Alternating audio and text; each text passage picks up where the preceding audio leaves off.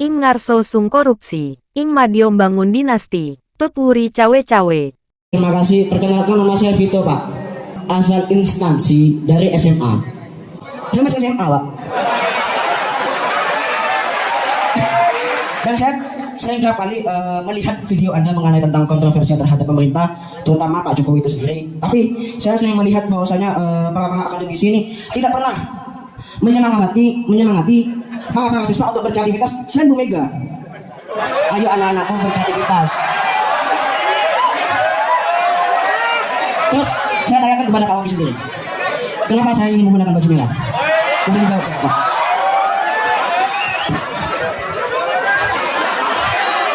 Buat saya, Kenapa? kenapa bajumu yang kamu tanyakan ke saya? Kenapa bukan celanamu? Saya kan mengatakan, sampai berikan pernyataan mengapa saya menggunakan baju merah.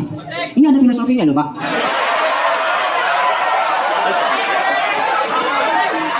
Artinya, merah itu melambangkan keberanian. Siswa yang ada di Indonesia tidak berani untuk menyampaikan suatu gagasan karena pemerintah itu memberikan batasan kepada siswa untuk berpendapat bebas. Dan saya minta kepada para akademisi, saya juga menyampaikan bahwasanya dinasti, ya, secara terminologi itu merupakan darah, keturunan darah. Di dalam demokrasi gak ada namanya keturunan darah. Artinya apa? Semisal para pemuda yang ada di sini langsung menjadi presiden dengan menyampaikan suatu program-programnya, menyampaikan suatu gagasan-gagasan, gak masalah. Karena saya pernah mendengarkan isu konstitusi bisa diubah oleh mahasiswa. Jadi yang berdaulat adalah mahasiswa. Ya, ini konotasinya aja sih Pak. Terus yang kedua, saya tidak pernah dengar para akademisi itu mengatakan cinta tanah air, cinta produk dalam negeri. Saya yakin bahwasanya HP yang ada di sini bukan asal Indonesia. Artinya apa? Politik yang hanya fokus kepada kekuasaan, bukan memberikan kepada pemahaman kepada generasi bangsa, khususnya siswa SMA. Begitu.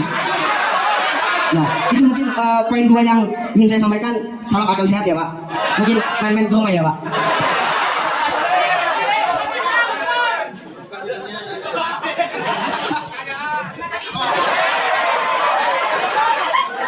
Sudah Pak? Udah. Oke ya, saya jawab pelan-pelan ya.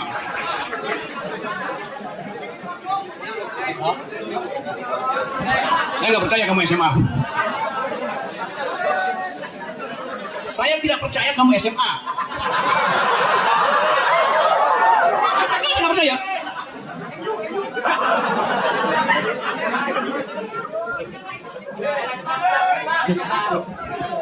Ya itu menurut keyakinan Anda sih. Oke. Tidak semua orang yang berbaju merah punya ijazah asli.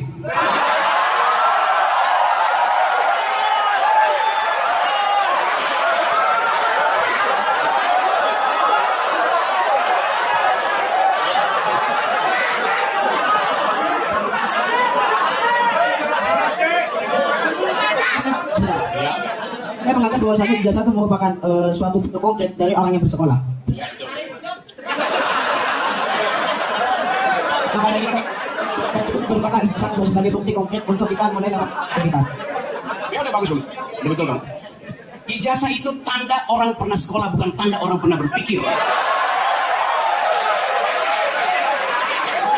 Jadi sebetulnya cara Anda ada di sini itu menunjukkan Anda nggak memerlukan lagi sekolah sampai SM. Lulus SMA bahkan DO aja. Kenapa coba?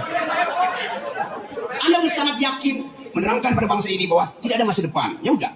Jadi usah cari masa depan lewat ijazah SMA. Saya lanjut ya. Lanjut. Saya ingin pakai produk Indonesia. Saya ingin naik kereta cepat Indonesia. Buatan siapa itu? Cina. Presiden Jokowi pakai mobil buatan Solo, namanya SMK, di dalam dia mimpi. Gak ada satu pun buatan Indonesia. Anda makan beras hari ini, Presiden Jokowi mengimpor beras 1 juta ton semester ini. Yang akan Anda makan besok pagi itu beras Cina. Yang bayar siapa? Rakyat, petani. petani Indonesia membeli beras Cina. Artinya petani Indonesia mensubsidi petani Cina. Logikanya begitu. Jadi, apa ini Pak? Jokowi datang dengan membanggakan Indonesia akhirnya mencapai taraf teknologi tinggi dengan kereta cepat. Coba Anda bayangkan ya. Kereta cepat itu ada di darat, merayap lewat rel. Tahun 2023 Indonesia punya kereta cepat. 1996 Indonesia sudah menciptakan N250 oleh Habibie. Fly by wire. Dan temuan itu dipatenkan. Pesawat terbang itu yang paling sulit dirancang adalah sayapnya. Mesinnya Anda bisa beli di mana-mana mesin. Beli di Boeing, beli di Rolls Royce. Tapi merancang pesawat paling susah adalah sayapnya. Habibie lakukan itu. Jadi kita udah pernah mencapai high tech 5-30 tahun yang lalu. Udah kita udah di angkasa. Sekarang dianggap tinggi itu merayap di atas rel.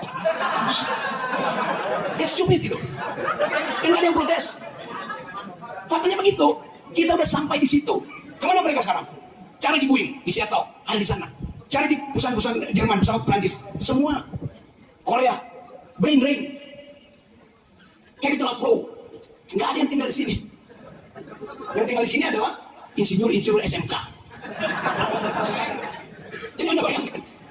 Kita sudah pernah mencapai tingkat tertinggi dalam teknologi. Cuma sedikit.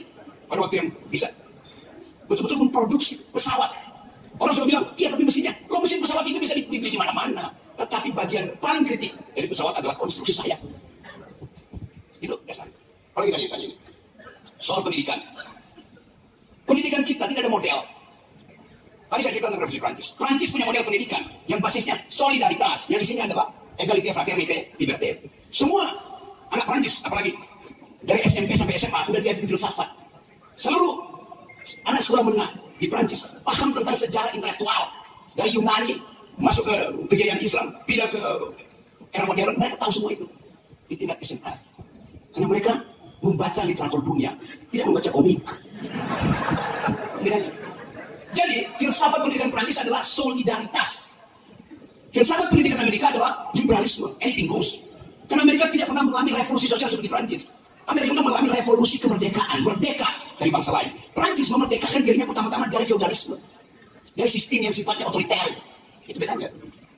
Jadi, Prancis menurut Amerika punya filosofi pendidikan. Indonesia punya nggak? Punya. Siapa yang bikin? Ki Hajar Dewantara. Ujinya apa? Ingat sosok Dodo? Ingat dia bangun konsol, harus konsol. Boleh ada yang aneh. Itu bagus betul. Dia Pak Jokowi diubah itu. Ingat sosok korupsi.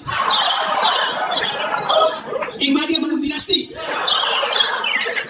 Itu boleh cari-cari. Ada ide. Jadi itu kita kehilangan orang semua ngapain begitu. Disebut kami sebagai menteri, tapi ada orang di lantai. Kami semua apa? Ketua MUI, Ketua polisi, informasi, rektor. Kalau saya masih ada dengan MUI dan SMA, ada anak SMA, datang pakai baju seragam, ada bisa lihat di YouTube. Ya, ada SMA itu bergabung dengan mahasiswa sebelumnya. Dia pakai baju putih coklat, putih abu-abu. Ada Pak Rocky, terangkan kepada kami bagaimana cara menurunkan presiden. Itu ada SMA berpikirnya. Bukan membuatkan produk Indonesia. Tidak ada yang bisa apa-apa pemerintah. Yang relevan sekarang adalah momentum untuk menyelesaikan problem yang tersedia, yaitu mengucapkan tujuan demokrasi kemerdekaan terhalang oleh kerajaan Jawa yang ada di Monas. Sama semuanya itu. Kalau Pak Jokowi punya cara berpikir, the idea of power in Chinese culture yang pernah ditulis oleh Indonesia. Kekuasaan itu dikembalikan sebelum memajukan. Tidak ada di dalam tangan. Jadi ini malam untuk kita fokus sangat mungkin dalam satu hari ini, dalam satu minggu ini terjadi kegemparan politik dan kita harus siap dengan cara apa kita atas semua itu. Untuk saya bertanya di dalam koalisi. Saya tidak percaya Pak Prabowo dengan sadar politik kan. Apa yang Pak SBY di situ? Apa ini Pak Erlangga? Tapi mereka mungkin mereka mengucapkan pemberontakan revolusi. Kalau setiap ketua partai disandar oleh sprindik. Setiap ketua partai punya politik otomotif. Otomotif politiknya. Jadi kita menginginkan. Kita ingin berinvestasikan bukan kita kalian yang membuat mobilitas. Tentukan hari ini. Apakah kalian mau berbakti pada ide? Atau tunduk pada cari perempuan?